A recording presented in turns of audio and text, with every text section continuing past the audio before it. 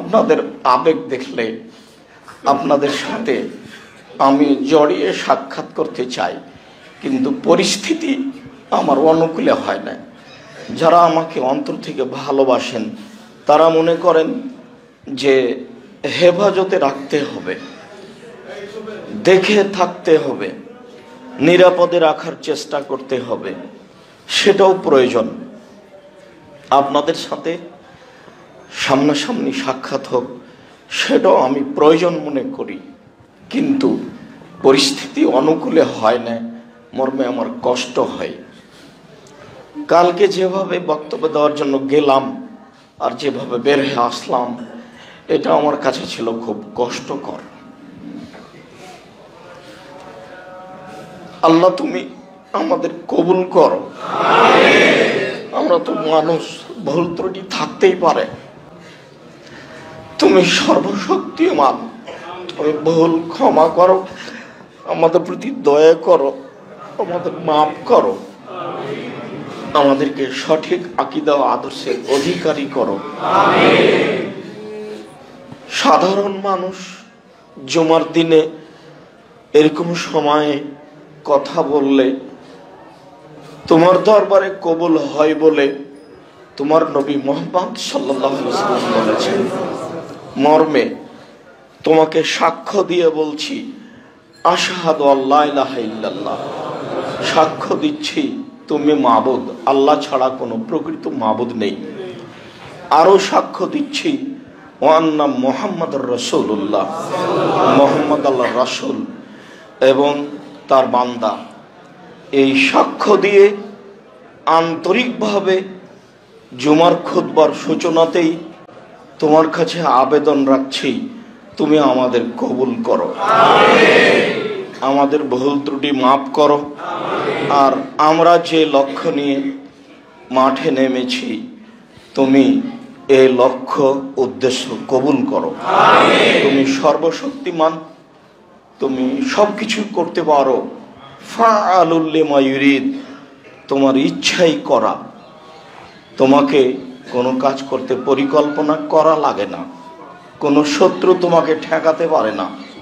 তুমি আজিজ, পরাক্রমশালী, তুমি হাকিম, নতুনভাবে বুঝা লাগে না, তুমি বুঝেই করো।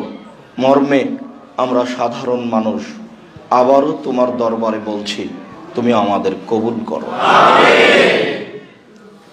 সম্মানিত দিনী ভাই, মানুষের জীবনে সবচেয়ে যেটা গুরুত্বপূর্ণ কাজ, মানুষের জীবনে আমার কাছে যে ভাঙাচোরা বিদ্যা আছে, সেই বিদ্যা দিয়ে যা বুঝি, তাতে এর চেয়ে আর কোনো গুরুত্বপূর্ণ কাজ মানুষের কাছে নেই। সেটা হলো 5 ওয়াক্ত ফরজ সালাত।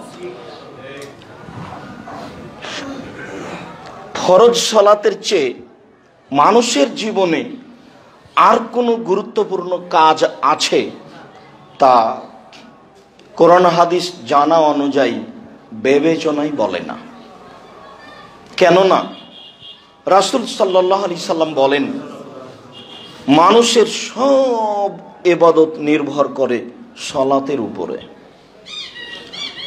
যদি মানুষের সালাত কবুল হয় তাহলে সব কবুল হবে।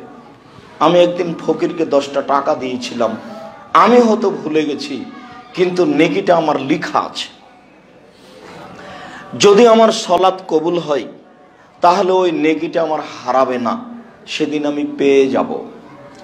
আর যদি আমার সালাত কবুল না হয় তাহলে ফকিরকে 10টা টাকা দেওয়া নেকিটা আমার হারিয়ে যাবে, আমি পাবো না।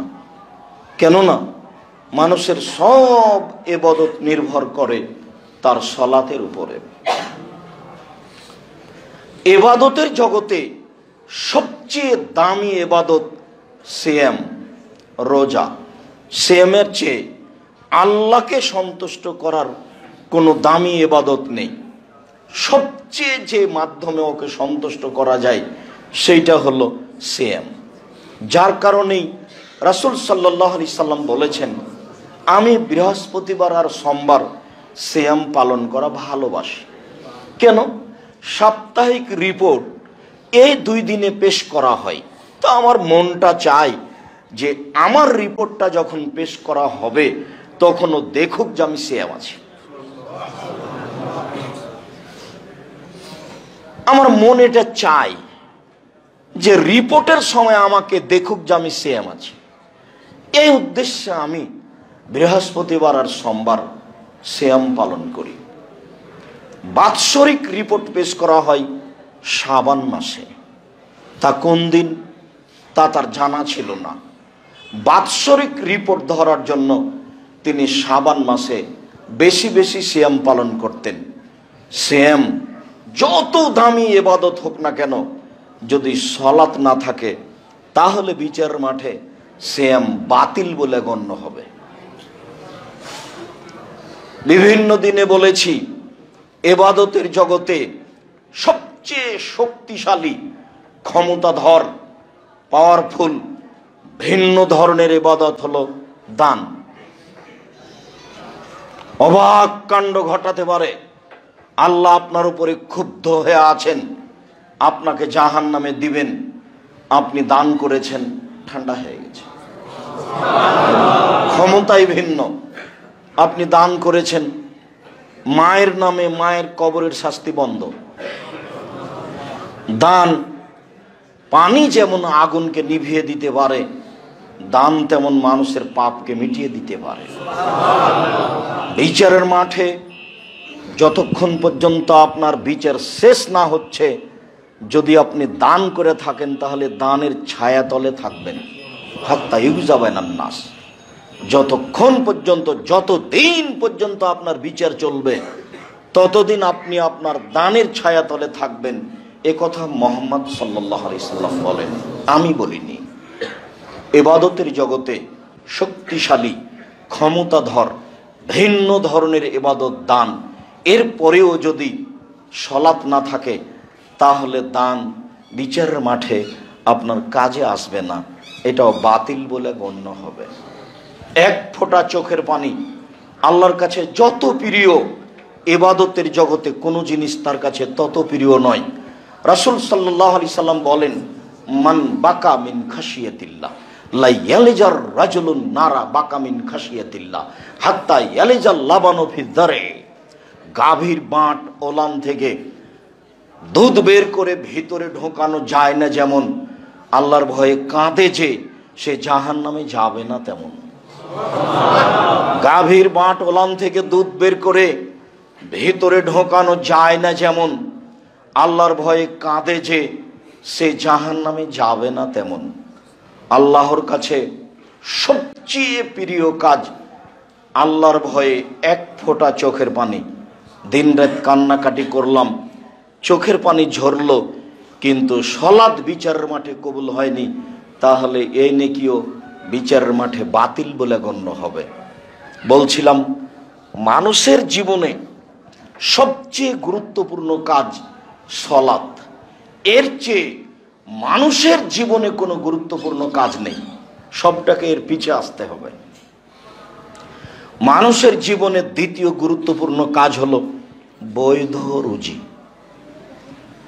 বৈধ রুজির চেয়ে মানুষের জীবনে আর কোনো গুরুত্বপূর্ণ কাজ আছে বলে আমি যেভাবে ভাঙাচোরা কোরআন হাদিস বুঝি তাতে বিবেচনায় আসে না।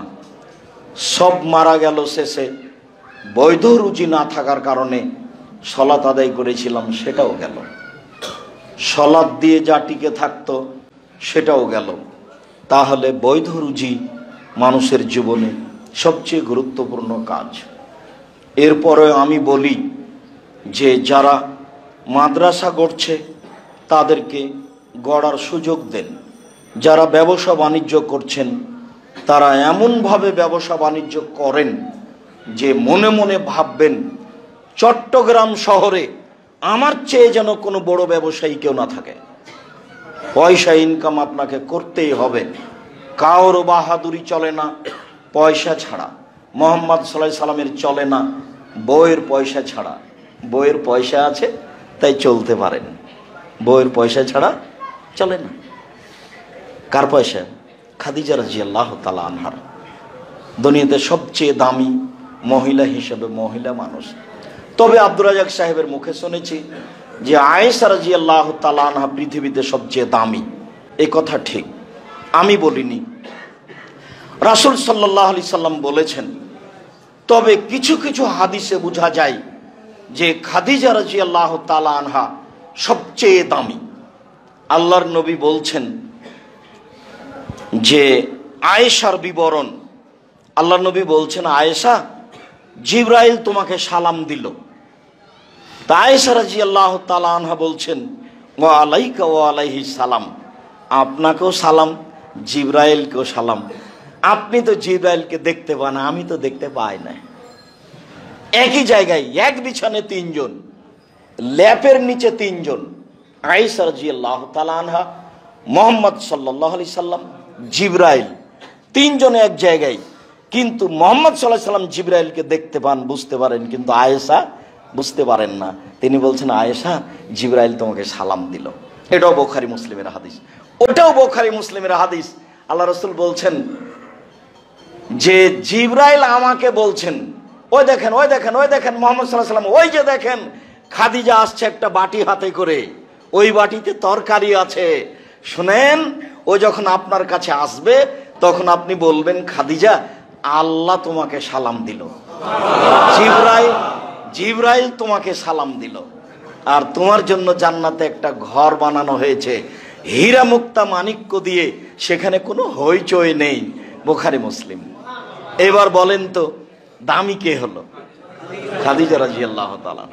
আগের বারে আল্লাহ নবী বলেননি, আয়েশা, আল্লাহ তোমাকে সালাম দিল, জিবরাইল তোমাকে সালাম দিল।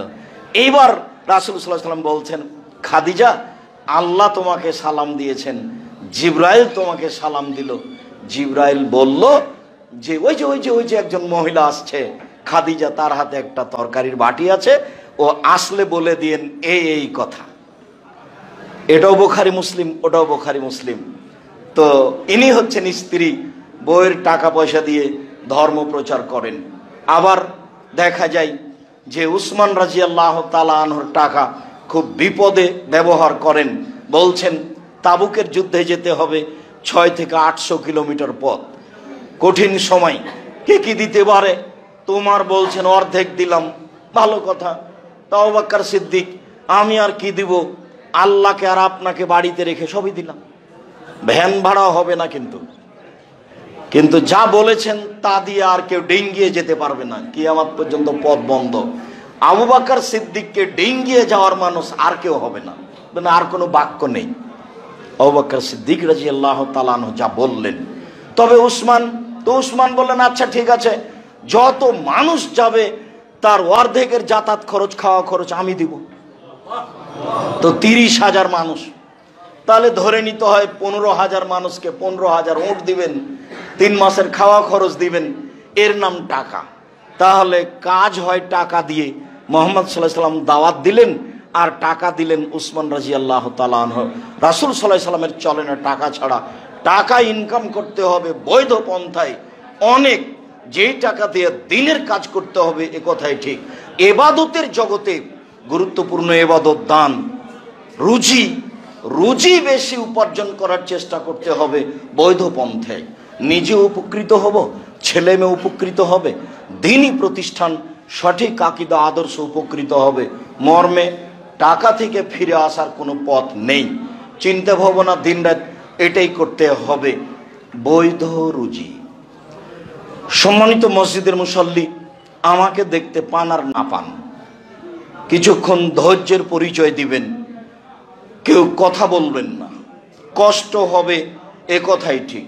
বসার জায়গা নেই, দাঁড়ানোর জায়গা নেই, সেখানে সুবিধা ভোগ করব, এটা হয় না।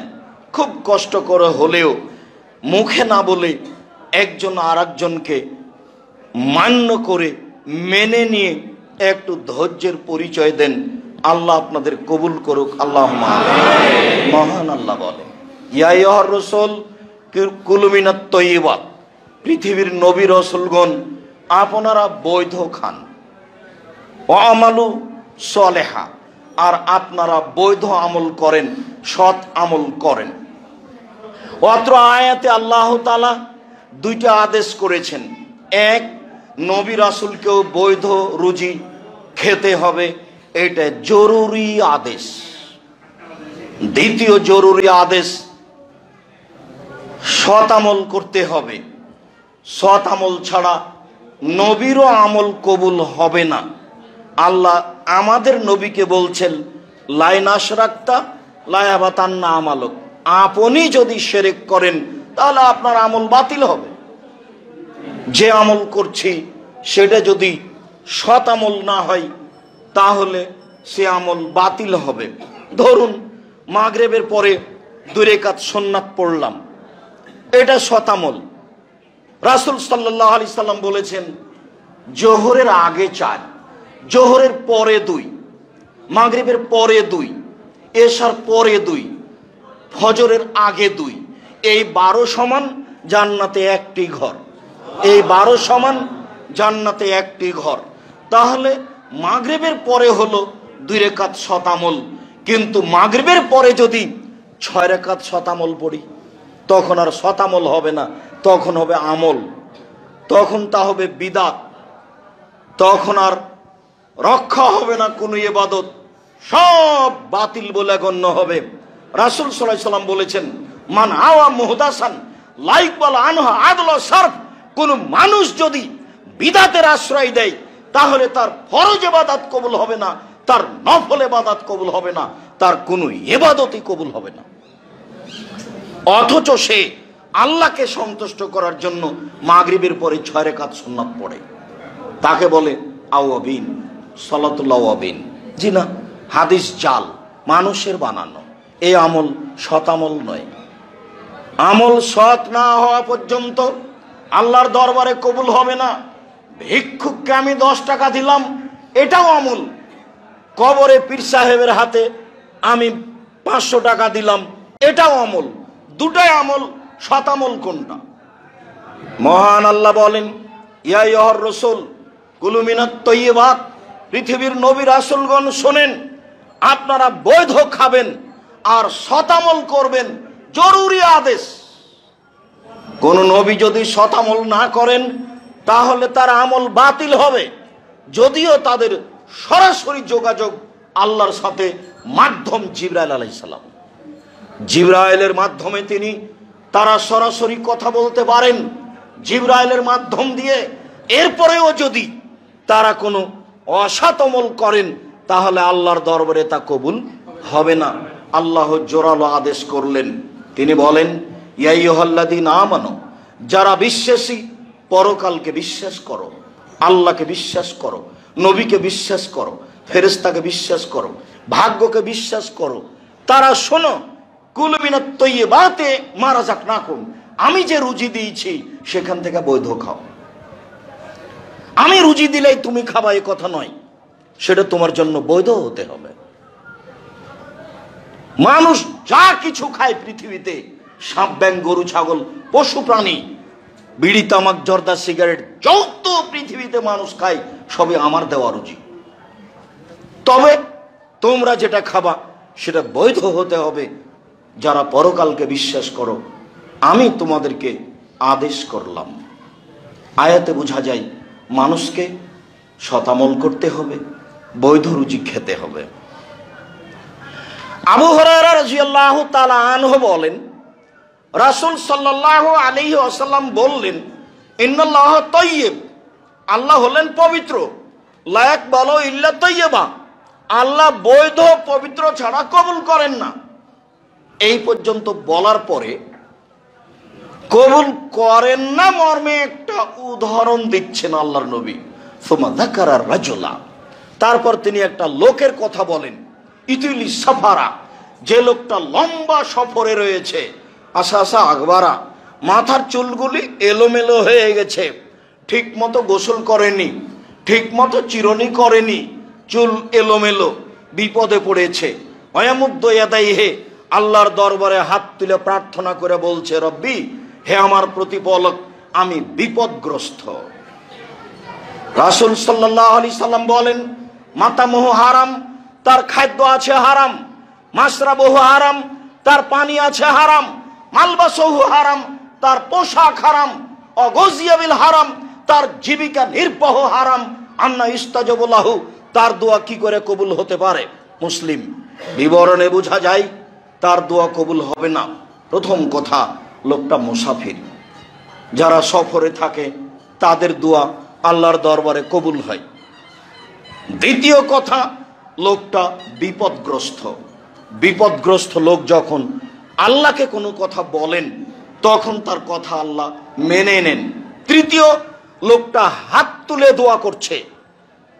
মানুষ যখন হাত তুলে দোয়া করে তখন খালি হাত ফিরিয়ে দিতে আল্লাহ লজ্জা পান। লোকটা আমার কাছে হাত তুলে কথা বলে, আমি কেমনে ফিরিয়ে দিই? যাও, আমি তোমার হাত ফিরিয়ে দিলাম না, তুমি যা চাচ্ছ সেটাই দিয়ে দিলাম। সর্বশক্তিমান আল্লাহ আলা কুল্লি শাইইন কাদির, তিনি সব কিছু করতে পারেন, পরাক্রমশালী, আজিজ, কাদির, সত্তা বলেন। মানুষ যখন হাত তুলে দোয়া করে আমি তার খালি হাত ফিরিয়ে দিতে লজ্জা পাই। বুখারী মুসলিমে প্রায় হাত তুলে দোয়া করার হাদিস রয়েছে 36টি। আইনে রাসূল সাল্লাল্লাহু আলাইহি সাল্লাম দোয়া অধ্যায় বইয়ে প্রায় ধারাবাহিকভাবে 40টি হাদিস পেশ করা হয়েছে হাত তুলে দোয়া করার। 16টি স্থান উল্লেখ করা হয়েছে। উল্লেখযোগ্য স্থান, ইব্রাহিম আলাইহিস সালাম আহাল পরিবারের জন্য হাত তুলে দোয়া করলেন। তিনি বললেন, আল্লাহুম্মা ইন্নী আসকানতু মিন যুররিয়াতি বিওয়াদিন গায়রি যি দারিন ইনদা বাইতিকাল মুহাররাম। আল্লাহ, তোমার আদেশে আমার পরিবারের কিছু অংশকে তোমার কাবা ঘরের পাশে এমন এক জায়গায় রেখে দিলাম যেখানে মানুষজন তো নেই, ঘাস পাতাও নেই। একটু আগে তার স্ত্রী বললেন, তিনি আগে আগে হাঁটছেন, স্ত্রী পিছনে পিছনে হাঁটছেন। পিছন থেকে বলছেন, আইনা তাযহাব ইব্রাহিম, ইব্রাহিম কোথায় যাচ্ছেন? আইনা তাযহাব ইব্রাহিম, ইব্রাহিম কোথায় যাচ্ছেন? অতাতরকুনা ফি হাযাল ওয়াদি লাইসা ফিহি ইনশাআল্লাহ শায়, আপনি আমাকে এমন একটা উপত্যকায় ছেড়ে যাচ্ছেন যেখানে মানুষজন তো নেই, ঘাস পাতাও নেই। আপনি আমাকে কিছু বলবেন না? একটা দুধের বাচ্চা এভাবে আমাকে রেখে যাচ্ছেন, মানুষজন নেই, গরু ছাগল পশু প্রাণী আছে বুঝতে পারি না, ঘাস পাতাও নেই, এরকম একটা জায়গা আমাকে ছেড়ে চলে যাবেন, আমাকে কিছু বলবেন না? এতবার বলার পরেও ওয়ালা ইয়ালতাফিতু ইলাইহা, ইব্রাহিম আলাইহিস সালাম তার দিকে আর ঘুরে দেখছেন না। নিরুপায় হয়ে স্ত্রী বলছেন, আমারাকাল্লাহু হাদা, আপনাকে কি আল্লাহ এইভাবে চলে যেতে বলেছেন? আমি বুঝলাম না এত নিষ্ঠুরতার কারণ কি। আপনাকে কি আল্লাহ এইভাবে চলে যেতে বলেছেন? ওই দিকে মুখ করে বলছেন নাম, হ্যাঁ, এছাড়া আর কিছু ইব্রাহিম আলাইহিস সালাম বলেননি। তখন তিনি বলছেন, ফালা ইউযায়্যিনুল্লাহু তাআলা, আচ্ছা ঠিক আছে, যেহেতু আল্লাহ আপনাকে চলে যেতে বলছেন তাহলে আমাকে আল্লাহ ধ্বংস করবেন না, ঘাস পাতা থাকার না থাকে। যিনি আপনাকে চলে যেতে বলেছেন তারই জিম্মেদারিতে আমি আছি। ঘাস পাতা না থাকলে কি হবে? আমি এই মরুভূমিতেই থেকে যাব, আল্লাহ আমাকে ধ্বংস করবেন না, এই কথা হাজেরা বলে। সম্মানিত দিনী ভাই বোন, মানুষের যখন আল্লাহর উপরে ভরসা হয় তখনই মানুষ এরকম কিছু করতে পারে, বলতে পারে। এইভাবে আহাল পরিবারকে ছেড়ে যাওয়ার পরেও তিনি নিশ্চিত হচ্ছেন না। তিনি হাত তুলে আল্লাহর দরবারে বলছেন, আমি আমার আহাল পরিবার তোমার আদেশে এমন এক জায়গায় রেখে গেলাম যেখানে মানুষজন তো নেই, ঘাস পাতাও নেই। একটু আগে বউ যা বলছেন স্বামী ওই কথাই বলছেন, হাত তুলে দোয়া করছেন। আহাল পরিবারের জন্য হাত তুলে দোয়া করতে হয়। মুসাফির আল্লাহর দরবারে হাত তুলে দোয়া করছেন, কিন্তু করলে কি হবে? খাদ্য হারাম আছে, পানি হারাম আছে, পোশাক হারাম আছে, জীবিকা নির্বাহ হারাম আছে, তার দোয়া কবুল হবে না। রাসূল সাল্লাল্লাহু আলাইহি সাল্লাম নাকচ করে দিলেন, আল্লাহ এটা কবুল করবেন না। বৈধ রুজির খুব দাম আছে। আমি চকলেটের ব্যবসা করতে বলেছি, এর অর্থ এই নয় যে চকলেটেরই ব্যবসা করতে হবে। আমি কলা বিক্রি করে খেতে বলেছি, এ কথার অর্থ এই নয় যে কলা বিক্রি করে খেতে হবে। বাংলাদেশে সবচেয়ে ব্যবসায়িক ক্ষেত্র জায়গা হলো চট্টগ্রাম। এই চট্টগ্রামের সবচেয়ে যেটা বড় ব্যবস্থা আছে ব্যবসা বাণিজ্যের, সেইখানে কাজ করার চেষ্টা করতে হবে। উপরওয়ালাকে বলতে হবে ভালো ব্যবস্থা তুমি করে দাও। তখন যদি সত্য মিথ্যা আসে তখন আল্লাহ রাসূল বলেছেন, আত-তিজারাতু মাল কিযব ওয়াস সিদক ফাসুবহু বিসাদকা, ব্যবসা সত্য মিথ্যা দিয়ে চলে। এখনই একটা জাহাজ এসেছে, যিনি যার সিগনেচারে নামবে উনি সিগনেচার করবেন না, চলে যাচ্ছেন। 3 দিন এখানে থাকলে 3 লাখ টাকা জরিমানা হবে। আমি 50,000 টাকা দিলাম, তখন সিগনেচার করে দিল। আমি না দিলেও করবে না। 3 দিন এখানে আটকা থাকলে আমার জরিমানা হবে, শেষে আমি কিছু লাভ করতে পারবো না। আমি তখন মাজলুম, আমি টাকাটা দিলাম, এই টাকার জন্য আমি বিচারের মাঠে ধরা খাবো না। আমি বৈধ ব্যবসা শুরু করেছিলাম, ওরা আমার প্রতি জুলুম করেছে, আমি মাজলুম। রাসূল সাল্লাল্লাহু আলাইহি ওয়াসাল্লাম বলেন, সত্য মিথ্যা দিয়ে ব্যবসা চলে, ফাসুবহু বিসাদকা, তোমরা দান করে ওর ক্ষতি সরিয়ে দাও। এ কথা রাসূল সাল্লাল্লাহু আলাইহি সাল্লাম বলেন। পরিস্থিতি রুজির জন্য যতই কঠিন হোক, মানুষকে পথে থাকতে হবে, সঠিক আকীদার লোককে আরো বেশি থাকতে হবে। আপনি ভাববেন না যে রাসূল সাল্লাল্লাহু আলাইহি সাল্লাম যেভাবে বলেছেন, আব্দুর রাজ্জাক সাহেব যেভাবে বললেন সেভাবে তাহলে কলা বিক্রি করে খাওয়াই ভালো। তা আমি করতে বলিনি, বড় ব্যবসায় করতে বলছি রাসূলের পদ্ধতিতে। নুমান ইবনে বাশির রাদিয়াল্লাহু তাআলা আনহু বলেন, আল হালালু বাইয়িন, হালাল হচ্ছে স্পষ্ট, ওয়াল হারামু বাইয়িন, হারাম হচ্ছে স্পষ্ট, ও বাইনাহুমা মুস্তাবিহাতুন, এই দুইটার মধ্যে একটা সন্দেহযুক্ত খাদ্য রয়েছে। লা ইয়ালামুহুন্না কাসীরু মিনান নাস, বহু মানুষই তা বুঝতে পারে না, বহু মানুষই তা জানতে পারে না, বুঝে উঠতে পারে না। সন্দেহযুক্ত ব্যবসা, সন্দেহযুক্ত খাদ্য। ফামান ইত্তাকা মিনা শুবহাতে ইস্তাবরা লিদীনিহি ওয়া ইরজিহি, যে সন্দেহ থেকে নিজেকে বাঁচাতে পারলো, ব্যবসা বাণিজ্য চাকরি বাকরিকে বাঁচাতে পারলো, সে তার দিনকে পরিপূর্ণ করে নিল। ওমান ওয়াকাফি শুবহাতে ওয়াকাফিল হারামে, যেই সন্দেহের মধ্যে পড়ে গেল সে হারামের মধ্যে পড়ে গেল। চূড়ান্ত সিদ্ধান্ত নেই যার, সেটা চূড়ান্ত হারাম। চূড়ান্ত সিদ্ধান্ত নেই যার, সেটা চূড়ান্ত হারাম। চূড়ান্ত সিদ্ধান্ত নেই যার, সেটা চূড়ান্ত হারাম। এটাই ভাবতে হবে। যদিও হুজুর বলেছেন জর্দা খাওয়া মাকরুহ, যে হুজুর কিন্তু হালাল বলেননি। হুজুর বলেছেন যে খাওয়া মাকরুহ, অপছন্দ, খারাপ। মাকরুহ মানে খারাপ, তো হুজুর তো আর হালাল বলেননি। আব্দুর রাজ্জাক সাহেব বলেছেন হারাম, শুধু হারাম বলেননি। আব্দুর রাজ্জাক সাহেব বলেছেন যে রাসূল সাল্লাল্লাহু আলাইহি সাল্লাম বলেছেন 3 শ্রেণীর মানুষ জান্নাতে যাবে না। তার 1 শ্রেণীর মানুষ হচ্ছে মদমিনুল খামর, যারা নিয়মিত বিড়ি, তামাক, জর্দা, সিগারেট, গুল, নেশাদার দ্রব্য খায়, পান করে, তারা জান্নাতে যাবে না।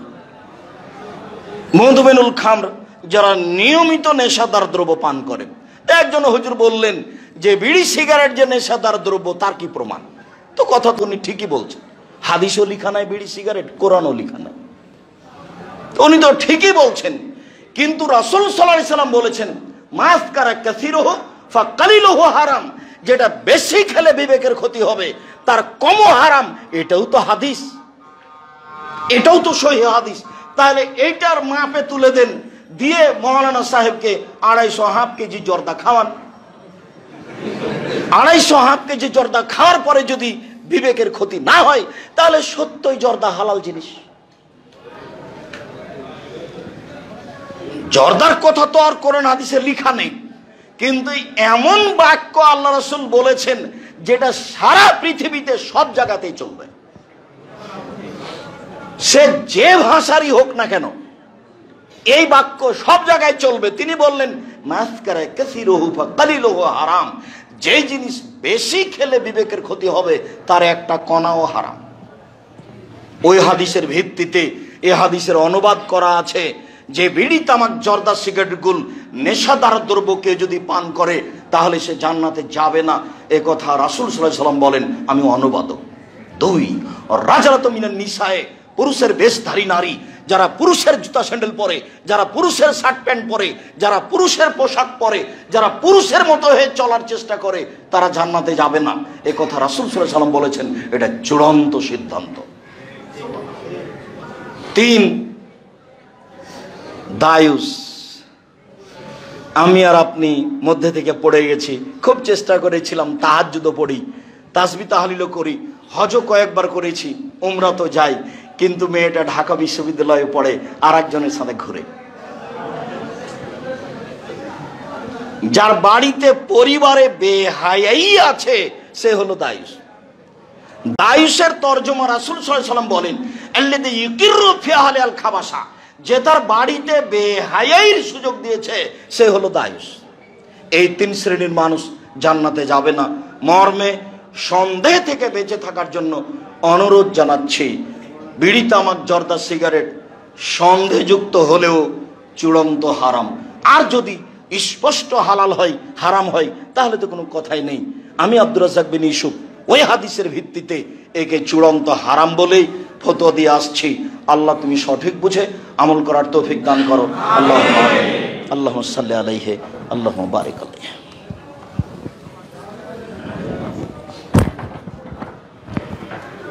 আলহামদুলিল্লাহ ওয়াহদা ওয়াসসালাতু ওয়াসসালামু আলা মান লা নাবিয়্যা বাদা। অত্র হাদিসের পরের অংশে রাসূল সাল্লাল্লাহু আলাইহি সাল্লাম বললেন, পৃথিবীর মানুষ শুনে রেখো, কারাই সন্দেহ থেকে বেঁচে থাকতে হবে একটা রাখালের মতো। ইয়ারাহাওয়াল হেমা, যে রাখালটি আইলে গরু চড়াচ্ছে, জমির আইল বুঝেন কিনা তা আমি বলতে পারছি না। যে লোকটি আইলে গরু চড়াচ্ছে, ইউসেক সম্ভাবনা রয়েছে আয়ের তাফিহে গরুতে ধানে মুখ দিতে পারে। আমি গরু দুটা ধরে আছি, আইলের উপরে দাঁড়িয়ে আছি, তো কোনো সময় ঘাস খেতে খেতে ধানে মুখ দিয়ে দিতেও পারে। যেহেতু সন্দেহ আছে কাজে আমি আইলে গরু চড়াবো না।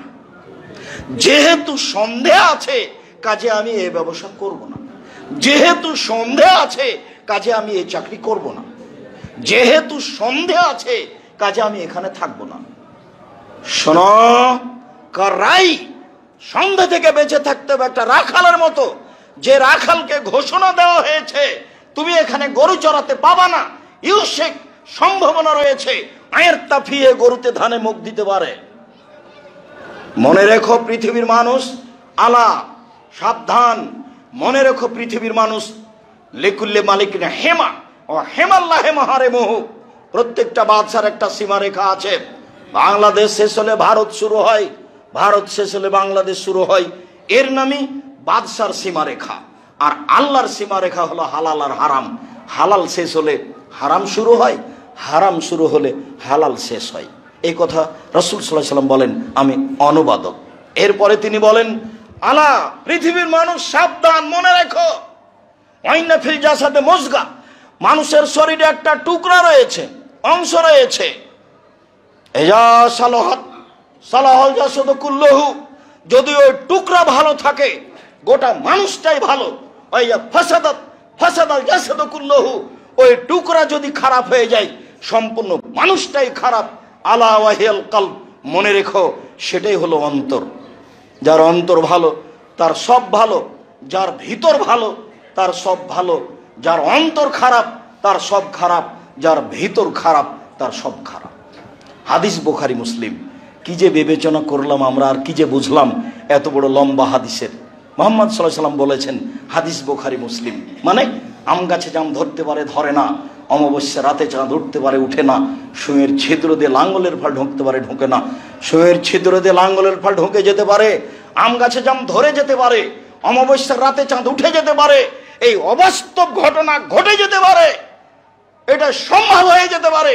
এর পরেও আমি যা বললাম এতে সন্দেহ আছে বলে কিয়ামত পর্যন্ত যদি মানুষ চেষ্টা করে তো সরিষা ঢোকাতে পারবে না। এর নাম বুখারী মুসলিম। আমি কোনোদিনই আমার নিজের বক্তব্য নিয়ে এই কথা বলিনি। যারা বিরোধিতা করে কথা বলে থাকে তারা আমার কথা বুঝতে পারেনি। আমি যখন বলেছি বুখারী মুসলিম তখন বলেছি এই কথা। আর যখন বুখারী মুসলিম বলিনি তখন আমি বলেছি আমিও মানুষ, যদি কোনো জায়গায় ভুল থাকে তদন্ত করে যদি দেখা যায় ভুল হয়েছে তাহলে আমিও ছেড়ে দিতে বাধ্য থাকব। তবে সহজে বিরোধিতা করার চেষ্টা করিয়েন না। কিছুই দেখলেন না আর আপনি লেগে গেলেন। আমি 20 বছর থেকে ফতোয়ায় লিখি। আমি 30 বছর থেকে দেখে কথা বলার চেষ্টা করি। 90 সাল থেকে আমি মাঠে আছি। দীর্ঘ 90 সাল থেকে না আজ পর্যন্ত আমি জাতির সামনে একটা অপ্রয়োজনীয় বাক্য বলার চেষ্টা করিনি। আমি কোনোদিন কারো বদনাম করিনি, এ আলেমের কথা চলবে, এ আলেম সে, আমি কোনোদিন মাযহাবের কথা বলিনি। আমার এই 30 বছরের বক্তব্যে কোনো মাযহাবের কথা নেই, আমি কাউকে ঘৃণা করে কোনোদিন কথা বলিনি। তবে আমাকে যখন জিজ্ঞাসা করা হয়েছে মাযহাব মানা যাবে কিনা, তখন আমি বলেছি আপনি যে মাযহাব মানেন ভালো কথা মানেন, কিন্তু বিচারের মাঠে যদি আল্লাহ ইমাম আবু হানিফা রাহিমাহুল্লাহকে বলেন যে আপনি কি কাউকে বলেছিলেন যে আমাকে মেনে চলেন, তখন যদি ইমাম আবু হানিফা রাহিমাহুল্লাহ বলেন না না না না আমি কাউকে মানতে বলিনি, তখন আপনার কি হবে? আমি জিজ্ঞাসার উত্তরে এক কথা বলেছি। আমি বলেছি রাসূল সাল্লাল্লাহু আলাইহি ওয়াসাল্লাম বললেন বাল্লিগু আন্নী ওয়ালা আয়া, পৃথিবীর মানুষ তোমাদের একটা কথা জানা থাকলে অন্যকে বলো, জরুরি আদেশ। বাম হাতে একটা লোক চা পান করছে, দেখলে আপনাকে বাধা দিতে হবে, এটা জরুরি আদেশ। ওয়াহাদ্দিসুন বানি ইসরাইল ওয়ালা হারাজ, বানি ইসরাইলের কাহিনী বলো, কোনো দোষ নেই, ভালো কথা। আল্লাহর নবী আমাদেরকে দাওয়াত দিতে বললেন, 3 নম্বর বাক্যে বলছেন ওমান কাযাবা আলাইয়া মুতাআম্মিদান ফালিয়াতাবাওয়া মাকাদাহু মিনান নার, কেউ যদি কোনো কথা আমার নামে বলে তাহলে তার থাকার জায়গায় জাহান্নাম। উনি নিজেই বললেন যে আমার একটা কথা জানা থাকলে অন্যকে বলো, উনি নিজেই বললেন বানি ইসরাইলের কাহিনী বলো। উনি আবার বলছেন যে কেউ যদি কোনো কথা আমার নামে বলে, সেই কথা যদি আমার না হয় তাহলে তার থাকার জায়গায় জাহান্নাম। তখন আমি বলেছি আল্লাহুম্মা সাল্লি আলা সাইয়্যিদিনা মাওলানা নাবিয়ানা মুহাম্মদ। আমি বলতে নিষেধ করিনি, আমি বলেছি এই দুরূদ যদি নবীর না হয় তাহলে আপনার কি হবে? তো আপনি মানুষকে বলার আগে এটা চূড়ান্ত করেন যে এটা নবীর, তারপরে আপনি বলেন আবু হুরায়রা রাদিয়াল্লাহু তাআলা আনহু বলেন নবী করিম সাল্লাল্লাহু আলাইহি সাল্লাম বলেছেন আল্লাহুম্মা সাল্লি আলা সাইয়্যিদিনা মাওলানা নাবিয়ানা মুহাম্মদ। আবু দাউদ, হাদিসে তো হাদিস সহিহ বললেই তো হলো।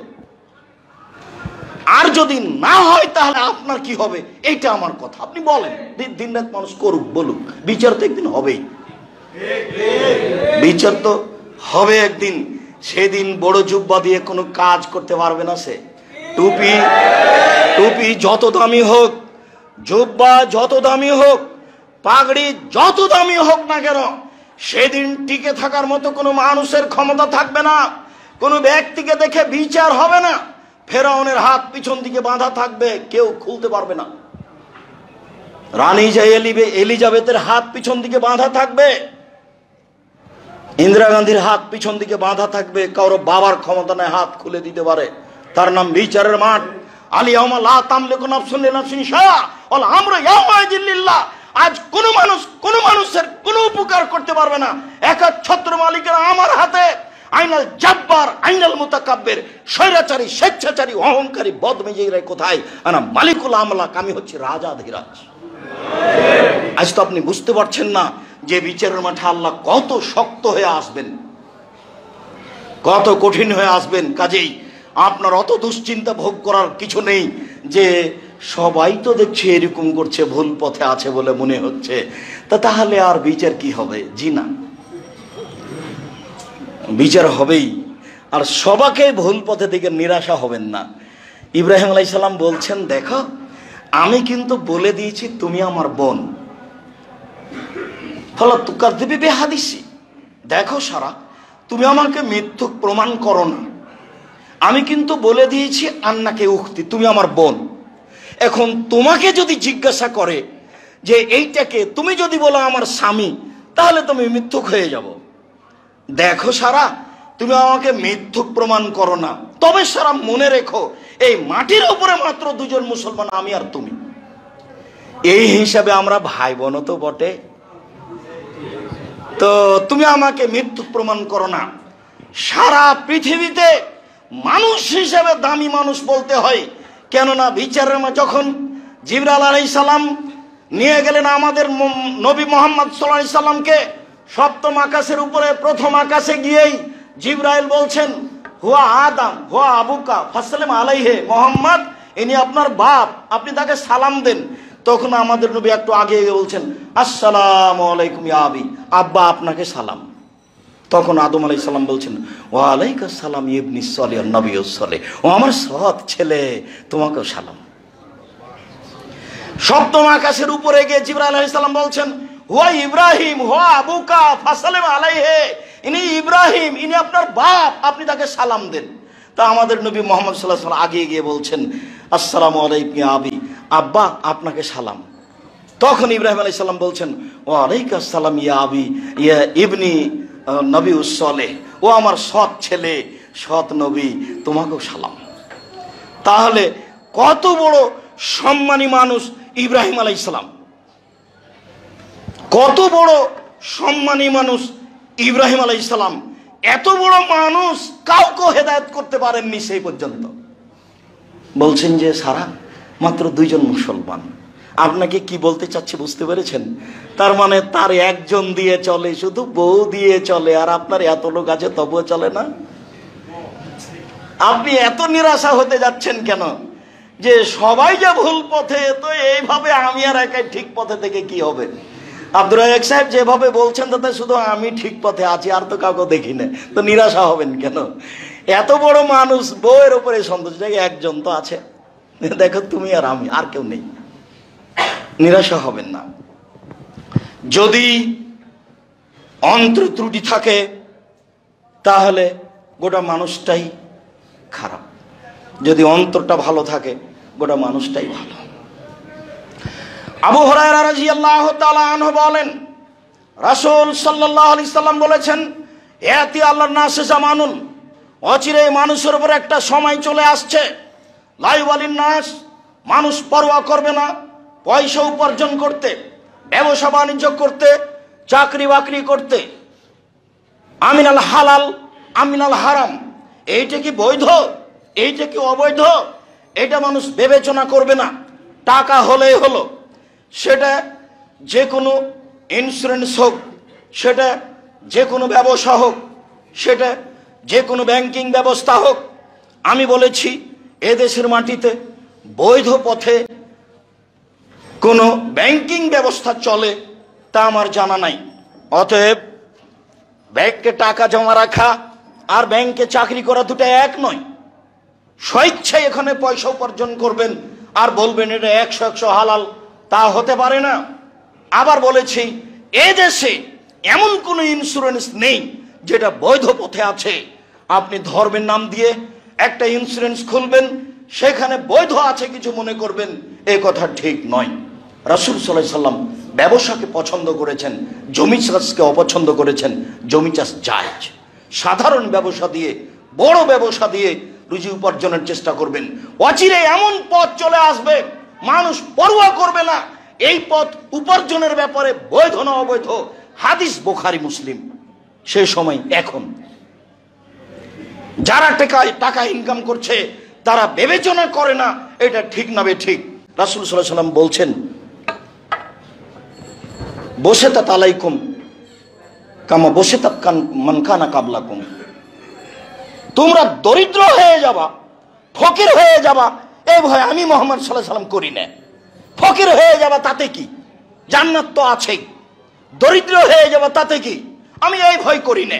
তবে আমি ভয় করি যে বসেতাত আলাইকুমুদ দুনিয়া, পৃথিবী তোমাদের সামনে তুলে ধরা হবে, তোমরা দেখতে পাবা যে খালি পয়সার পয়সা, উপার্জন আর উপার্জন, প্রযুক্তি আর প্রযুক্তি, টাকার টাকা, এইভাবে তোমাদের তুলে ধরা হবে।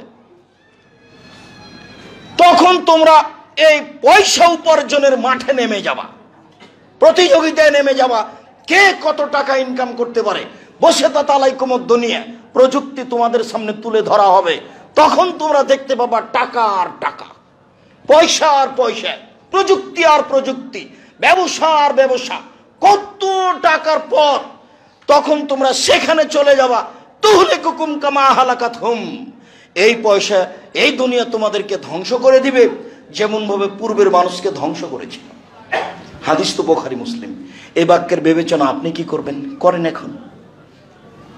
আমি তো অনুবাদক, তো বুঝলাম তো যে প্রযুক্তি তুলে ধরা হবে। কত প্রযুক্তি নেবেন আপনি? এই 15 বছরে যদি এত প্রযুক্তি হয় তাহলে আরো 20 বছর পরে কত হবে? অত হিসাব করতে পারবে না মানুষে। টাকা পয়সার কত পথ বের হবে, এইভাবে জেনা ব্যভিচার বেড়ে যাবে। 20 বছর আগে তো মানুষ বুঝতে পারেনি। রাসূল সাল্লাল্লাহু আলাইহি সাল্লাম বলেছেন যে একটা ডালিম খাবে একটা গ্রাম, আর একটা গাভীর দুধ খাবে একটা বংশ, একটা গাভীর দুধ খাবে একটা বংশ, একটা ডালিম খাবে একটা বংশ, আর একটা গাভীর দুধ খাবে একটা গ্রাম।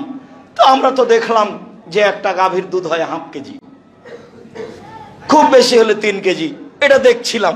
কিন্তু 15-20 বছরের ব্যবধানে দেখছি যে একটা গাভীর দুধ হচ্ছে 40 কেজি।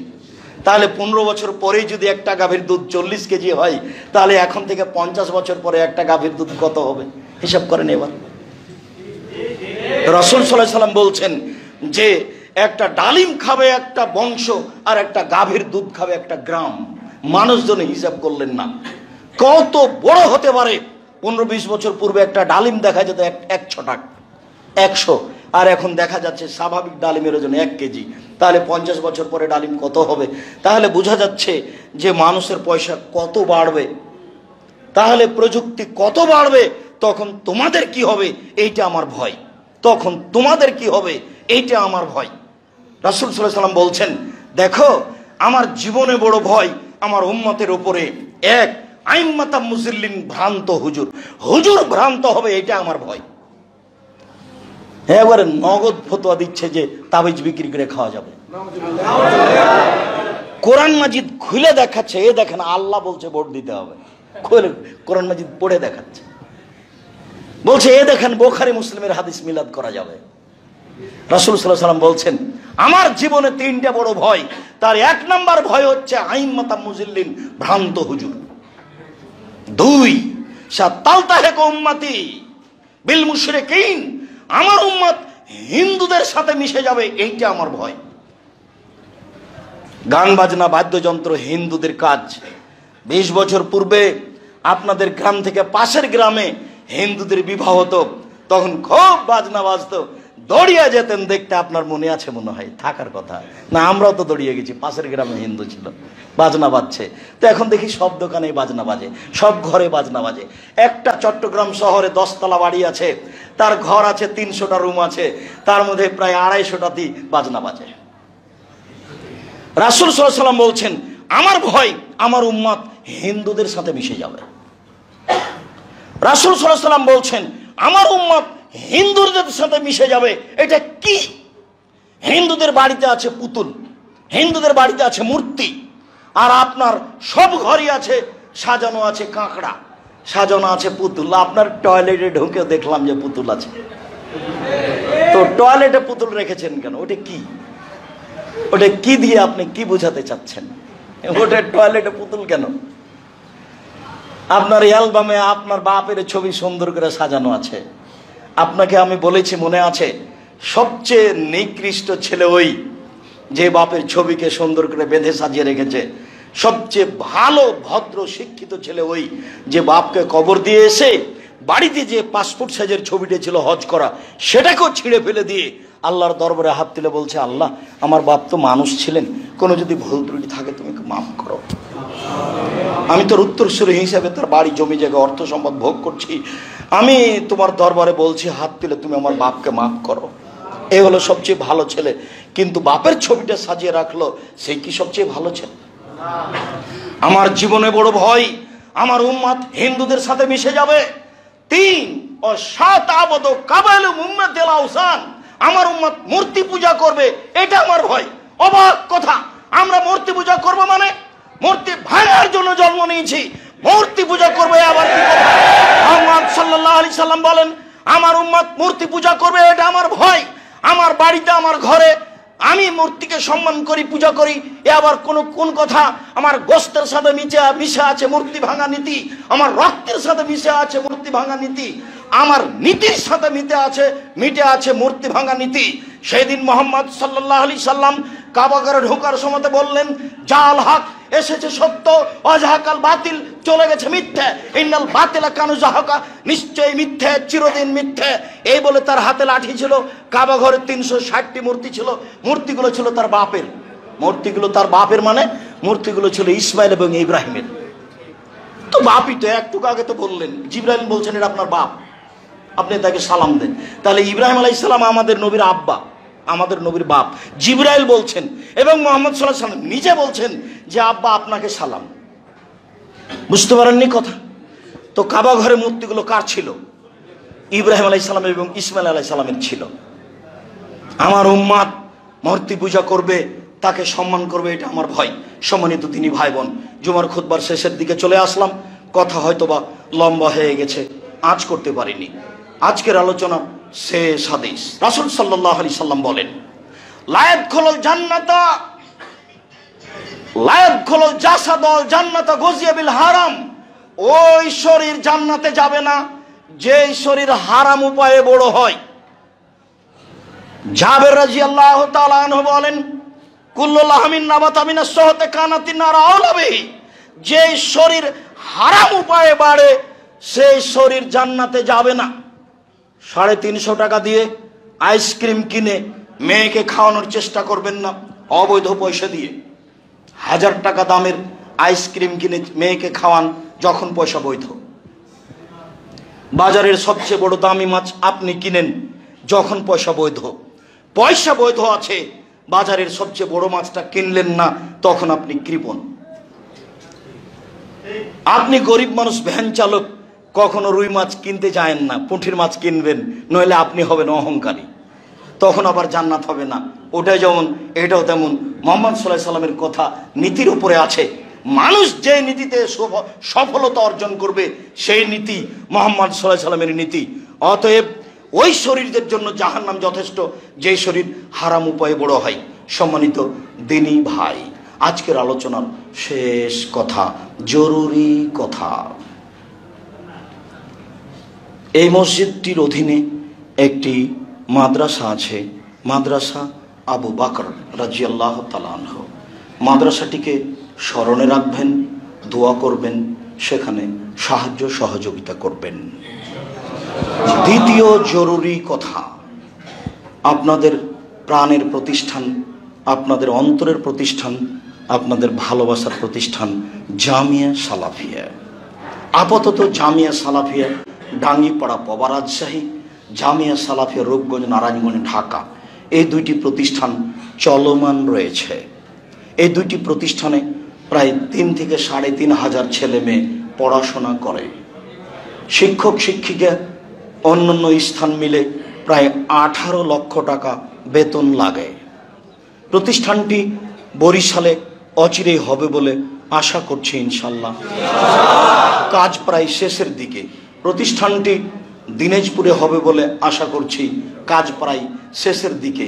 ভাবছিলাম সেদিন কবে আসবে যেদিন চট্টগ্রামেও জামিয়া সালাফিয়া তৈরি হবে। আজকে এসেছি, আলোচনা চলছে, জানি না আপনাদের সিদ্ধান্ত কখন নেমে আসবে জামিয়া সালাফিয়ার উপরে। আমার পক্ষ থেকে আমি খাকসার সাধারণ মানুষ, জাতির তেমন কোনো উপকার করতে পারি না, তবে জাতিকে বলে যাচ্ছি, আল্লাহ জামিয়া সালাফিয়াকে তুমি কবুল করো। আমার মনে বড় সাধ, এদেশের মাটিতে আমি উন্নত মানের প্রতিষ্ঠান গড়তে চাই যার নাম জামিয়া সালাফিয়া, যেখানে ছেলে মেয়েরা উন্নত মানের বাংলা, ইংরেজি, আরবি শিক্ষা অর্জন করে জাতির অন্যায়ের বিরুদ্ধে লড়বে মুখে কলমে মিডিয়ায়। এই স্বাদ নিয়ে চলছি। আল্লাহ তুমি সর্বশক্তিমান, যদি আমাদের কোনো ভুল ত্রুটি থাকে তাহলে তুমি সেটা মাফ করো এবং আমাদের সংশোধন করে জামিয়া সালাফিকে তুমি কবুল করো এবং ওই পথে ওর সুবিধার জন্য তুমি আমাদেরকে নিয়ে যাও। জামিয়া সালাফিয়ার জন্য আন্তরিকভাবে পৃথিবীর সকল দিনী ভাই বোনকে, আপনাদেরকে, চট্টগ্রামের মহিলা পুরুষ দিনী ভাই বোনকে জামিয়া সালাফিয়ার জন্য দোয়া করতে বলছি। যদি উপরে কবুল হয়ে যায় তাহলে সহজ, আর যদি উপরে একটু নড়চড় হয়ে যায় সারা পৃথিবী জুড়ে এর কোনো সুবিধা করতে পারবে না। এই জন্য সকল দিনী ভাই বোনকে জামিয়া সালাফিয়ার জন্য আন্তরিকভাবে দোয়া করার জন্য অনুরোধ জানাচ্ছি। জামিয়া সালাফিয়ার সাথে একটা মুখপত্র, যেটা আমার জীবনের সবচেয়ে গুরুত্বপূর্ণ কাজ, সেটা হলো মাসিক আল ইতেসাম পত্রিকা। সমস্ত বাঙালিকে, আপনাদেরকে মাসিক আল ইতেসাম পত্রিকা সংগ্রহ করতে হবে, যার সাথে আছে 10 জন মুফতি, বড় বড় আলেম, যার সাথে আছে গবেষণাগার, যে ফতোয়া বৈঠকে আমি সবকে নিয়ে প্রতি মাসে একদিন বসি, চূড়ান্ত সঠিকটা বের করার চেষ্টা করি। আমার ভাঙাচোরা বিদ্যা অনুযায়ী, আমার বুঝে এদেশের মাটিতে বাংলা ভাষায় সবচেয়ে ভালো মানের পত্রিকা মাসিক আল ইতেসাম পত্রিকা। পত্রিকার সাথে সকল দিনী ভাই বোনকে সম্পৃক্ত থাকার জন্য অনুরোধ জানাচ্ছি। অন্য বই সহ বিশেষভাবে আব্দুল্লাহর মিন্নাতুল বারী, বাংলা ভাষায় ব্যতিক্রম বই, বুখারীর ব্যাখ্যা মিন্নাতুল বারী, অন্যান্য বই সহ সমস্ত বইয়ের সাথে সম্পৃক্ত হওয়ার জন্য অনুরোধ জানাচ্ছি। পরে আল্লাহকে বলছি, আল্লাহ আমরা চট্টগ্রামে বসবাস করি, এর বিভিন্ন প্রান্তে বসবাস করি, আমাদের ভুল ত্রুটি থাকতে পারে, তুমি আমাদের মাফ করো। আমাদের চলার পথ, আমাদের ব্যবসার পথ, আমাদের কর্মের পথ তুমি সহজ ভালো করে দাও। আমাদের কর্মের পথে, আমাদের রুজির পথে তুমি উন্নতি দাও। আমাদের যারা মারা গেছে তুমি তাদের কবরের শাস্তি মাফ করো। আমরা যারা অসুস্থ তুমি তাদের আরোগ্য দান করো। আমরা যারা বেঁচে আছি তুমি তাদেরকে তোমার রাসূলের পদ্ধতি অনুযায়ী চলার তৌফিক দান করো। আজকে যে বৈধ রুজির ওপরে গুরুত্বপূর্ণ বক্তব্য শুনছিলাম, এই বক্তব্যকে যথাযথভাবে মূল্যায়ন করার তৌফিক দান করো। এই দাবি, এই দাওয়া, এই দোয়া তোমার দরবারে রেখে আজকের জুমার খুতবা এখানে শেষ করলাম। সাল্লাল্লাহু আলাইহি ওয়াসাল্লাম। আপাতত জানা নেই।